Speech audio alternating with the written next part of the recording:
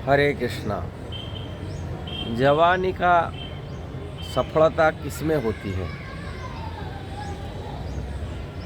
संसार में जवानी उम्र में जो होता है विशेषकर भोग में लगाते हैं।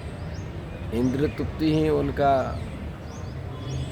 सर्वोत्कृष्ट समय भोग करने का होता है। जवानी उम्र में बचपन से अज्ञान अवस्था से भोग की प्रवृत्ति होते हुए भी इतना नहीं हो पाता है, और बुढ़ापा में भी वो तो बिल्कुल होने का ख़त्म हो जाता है। किंतु भोग की वस्तु जो खाने में, पीने में, सोने में जो भी आनंद, जो सुख है जवान में मिलता है और दूसरी समय में नहीं हो पाता, शरीर की अवस्था में देखा जाता है।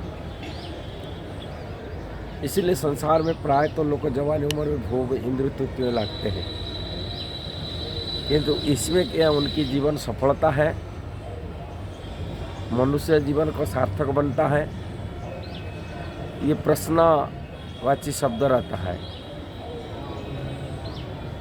वास्तविक ही मनुष्य जीवन दुर्लभ शरीर होता है, अनंत काल से संसार लगा हुआ है। अनंत काल से संसार में हम लोग जन्म मृत्यु जरा व्याधि में फंसते हैं, बार बार जन्म होते, जब बार बार मरते हैं, किंतु सफलता किस में मिलता है मनुष्य जीवन में? वो है जवानी में मिलता है। जवानी में जो सुख मिलता है वो अलग शरीर में, अलग अवस्था में नहीं होता है, ना बचपन में होता, ना बुढ़ापन में होता, ना जरा अवस्था में होता। इसलिए ये जो जवानी उम्र है, हमें इतना इंद्रिय ग्रस्त हो जाते, इंद्रिय भोग में ग्रस्त हो जाते, आत्मज्ञान से वंचित हो जाते। आत्मज्ञान वंचित होने के नाते हम लोग आत्मकल्याण नहीं कर पाते हैं, जिसके कारण से हमको संसार में बार बार जन्म मृत्यु चक्र में फंसना पड़ता है। वास्तविक मनुष्य की जीवन की सफलता कृष्ण भजन में होता है, कृष्ण भक्ति में होता है। इससे अतिरिक्त और जो भी कार्य होता है वो कार्य अज्ञान के कारण से माया की होता है, जिस कारण से व्यक्ति को दुख भोगना पड़ता है। किंतु यदि कृष्ण भजन कर लिया तो मनुष्य जीवन की सफलता बनता है।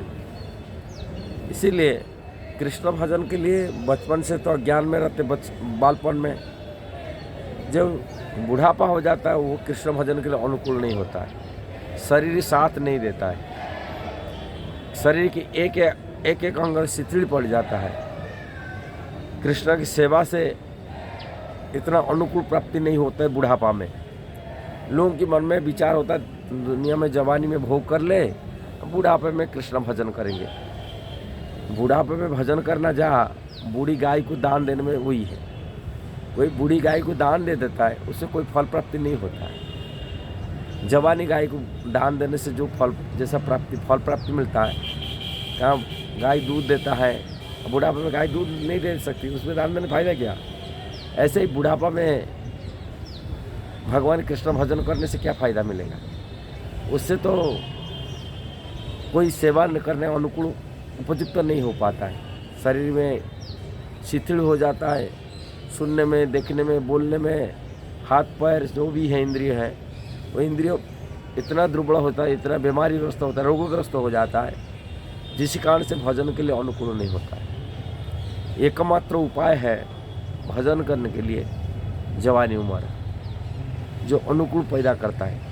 कृष्ण का सेवा, वो जवानी उम्र को कृष्ण की सेवा में यदि कोई लगा देता है, वही वास्तविक मनुष्य जीवन की सफलता, बुद्धिमान है।